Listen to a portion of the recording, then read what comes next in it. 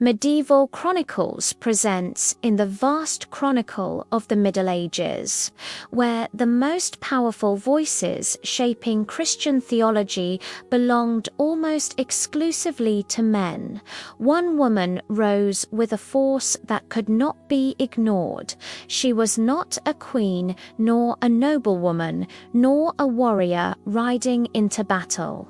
She was a Benedictine nun living behind monastic walls. Yet her influence traveled far beyond them. Her name was Hildegard of Bingen, and she became one of the most extraordinary figures in medieval history, a visionary, mystic, theologian, composer, healer, and prophet whose authority challenged the expectations of an entire era. To understand Hildegard's story, we must first understand the world she dared to influence. Medieval theology was built on the writings of the Church Fathers Augustine, Jerome, Gregory the Great, and others whose interpretations of Scripture shaped Western Christianity. These men defined doctrine, corrected heresy, and forged the philosophical backbone of the medieval church. Their words were foundational, authoritative, unquestioned. Into that tradition, overwhelmingly male and heavily guarded, stepped Hildegard, not quietly, not cautiously, but with visions she believed were sent directly from God, visions she described as a fiery light, flashing from the sky and penetrating my entire being. From childhood, Hildegard experienced these illuminations. She saw images she could not explain: cosmic wheels, celestial fire, figures of humanity and nature intertwined in divine harmony. For years, she hid these visions, fearing punishment or disbelief. Women were expected to be silent, obedient, and invisible in the theological conversation of the Middle Ages. Claiming divine revelation was not only bold, it was dangerous. But the visions persisted, and as she grew, they strengthened. When Hildegard finally confided in her spiritual advisor, the monk Vomer, everything changed. He recognized the extraordinary clarity of her experiences and encouraged her to record them. Still hesitant, she waited until a vision commanded her to write what you see and hear. This moment would shape the rest of her life. Hildegard began composing what would become her first great mystical work, Sivier's Know the Ways. It was a sweeping, visionary map of the cosmos, humanity's place in creation, and the spiritual journey of the soul. Every page vibrated with symbolic imagery and theological insight. Her descriptions were unlike anything the medieval church had ever seen. They were not echoes of the Church Fathers, they were new, original, and deeply mystical. But Hildegard knew that as a woman, writing a theological text could be perceived as an act of defiance.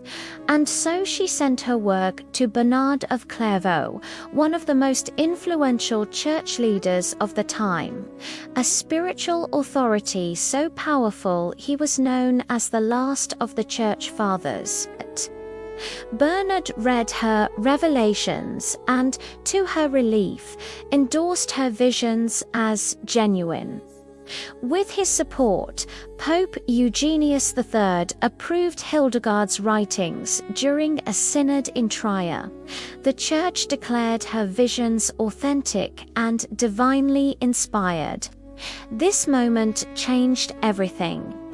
The medieval world suddenly had room, if only a narrow one, for a woman theologian. With papal approval behind her, Hildegard found a rare freedom. She became known as a prophetess of the Rhine, and people priests, abbots, bishops, even political leaders began seeking her counsel. She wrote letters that confronted corruption, corrected immoral behavior, and encouraged reform. Her tone was direct, confident, and remarkably fit. She spoke as someone who believed she was relaying God's own message. Yet, Hildegard's life was not simply about heavenly visions. She was also a brilliant intellectual living in a world that doubted women's capacity for scholarship, and she pushed against that barrier in every direction.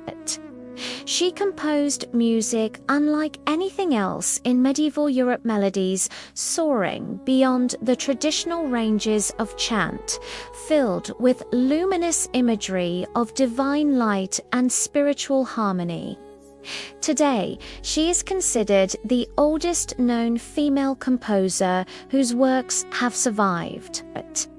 She studied the natural world with the precision of a scientist, producing treatises on herbal medicine, the human body, and the interconnection between physical and spiritual health. Her medical writings reveal a mind that did not fear complexity. She saw the universe as a symphony in which every creature, plant, star, and human soul had a place and purpose.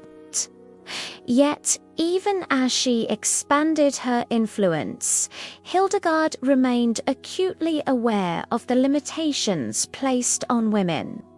She understood that her acceptance into theological dialogue required careful navigation. She often described herself as a fragile woman, not out of self-belief, but as a strategic acknowledgement of the gender expectations of her time. By adopting humility in her language, she created space for her bold ideas to be heard, without immediately provoking resistance. But make no mistake, Hildegard challenged the medieval church in ways no woman before her had dared. Yet, Hildegard's life was not simply about heavenly visions. She was also a brilliant intellectual living in a world that doubted women's capacity for scholarship, and she pushed against that barrier in every direction. She composed music unlike anything else in medieval Europe, melodies soaring beyond the traditional ranges of chant, filled with luminous imagery of divine light and spiritual harmony. Today, she is considered the oldest known female composer whose works have survived.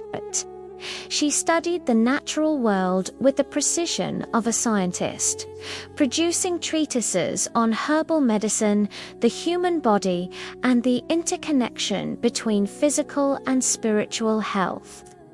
Her medical writings reveal a mind that did not fear complexity.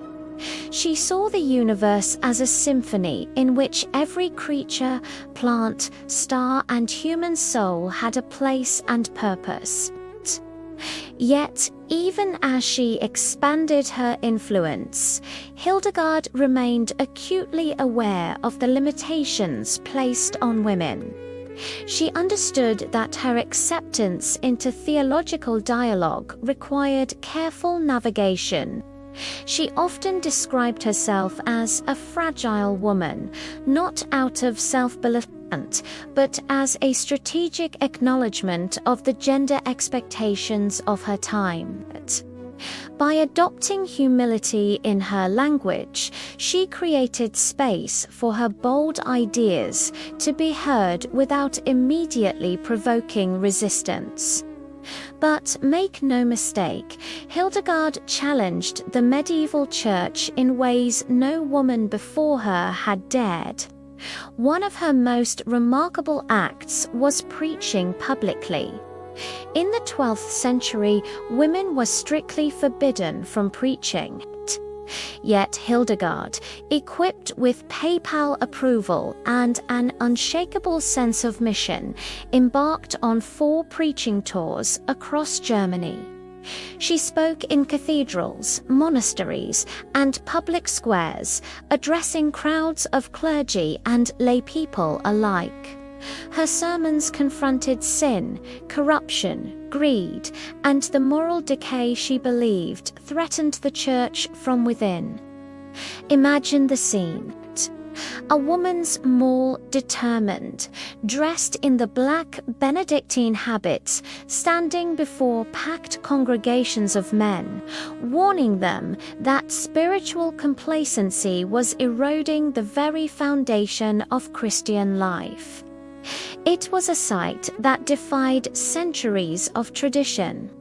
Hildegard's theology was deeply rooted in mysticism, but it was anchored by an equally deep concern for the Church's moral future. She believed the divine feminine, what she called Sophia, or holy wisdom, played a critical role in creation and redemption. This was revolutionary. In an age when women were often portrayed as spiritually weaker or morally suspect, Hildegard argued the opposite, that feminine wisdom was essential to understanding God through her visions. Hildegard presented a theology in which men and women were complementary reflections of the divine image. She saw the human soul as luminous and fluid, not rigidly bound by gender. In her cosmology, the universe throbbed with life, movement, and interdependence. The spiritual and the natural worlds were entangled in a divine harmony modern readers might describe as ecological theology centuries before the term existed. This is why modern scholars call Hildegard a pioneer of feminine theology, medieval mysticism, and even early environmental thought. Her vision of creation was holistic long before the concept entered academic theology. Yet Hildegard's story is not a triumph without struggle. She faced criticism, resistance, and suspiciousness from male leaders who believed her influence upset the established order. When she refused to exhume the body of an excommunicated man buried in her convent cemetery, she was punished. Her community was denied the right to sing the divine office. For a woman whose life revolved around sacred music, this was a devastating blow. But Hildegard did not yield. She defended her decision fiercely, claiming divine authority guided her actions. Eventually, the punishment was lifted. Her courage in this episode further solidified her reputation as a woman who stood firm in her convictions even when confronting church leaders. As Hildegard's life unfolded, her impact continued to grow. She completed 2 more major visionary works. She wrote plays, letters, poems, and theological commentaries. She developed a constructed language lingua ignota believed to symbolize the original purity of divine speech. She mentored nuns and guided communities. She corresponded with kings, emperors, and popes, offering counsel with serene confidence. When Hildegard died in 1179, her legacy was already immense. But in the centuries that followed, her importance only expanded. Today, she is recognized as a Doctor of the Church, one of the highest honors in Catholic tradition, given to theologians whose works are considered universal and timeless. Out of the dozens of church doctors across history, only a few are women. Hildegard stands among them as one of the most intellectually powerful. So what makes Hildegard of Bingen's story so compelling today? It is the recognition that in a rigid medieval world, one defined by male theology, male authority, and male interpretation, a woman emerged who did not simply participate in the conversation, but she transformed it. Her visions added new dimensions to medieval theology. Her music expanded the boundaries of sacred expression. Her writings challenged assumptions about gender, spirituality, and the nature of divine wisdom. Her courage opened doors that had been closed to women for centuries.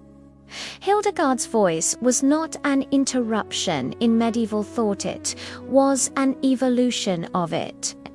And her legacy reminds us of something timeless and essential, that spiritual insight is not confined to gender, that prophecy can emerge from unexpected places, and that wisdom, especially mystical wisdom, has the power to reshape the world. In this video, we explore how Hildegard's luminous visions, bold intellect, and prophetic courage carved a place for women in medieval theology, how her voice continues to resonate across centuries, challenging us to see the divine with new eyes.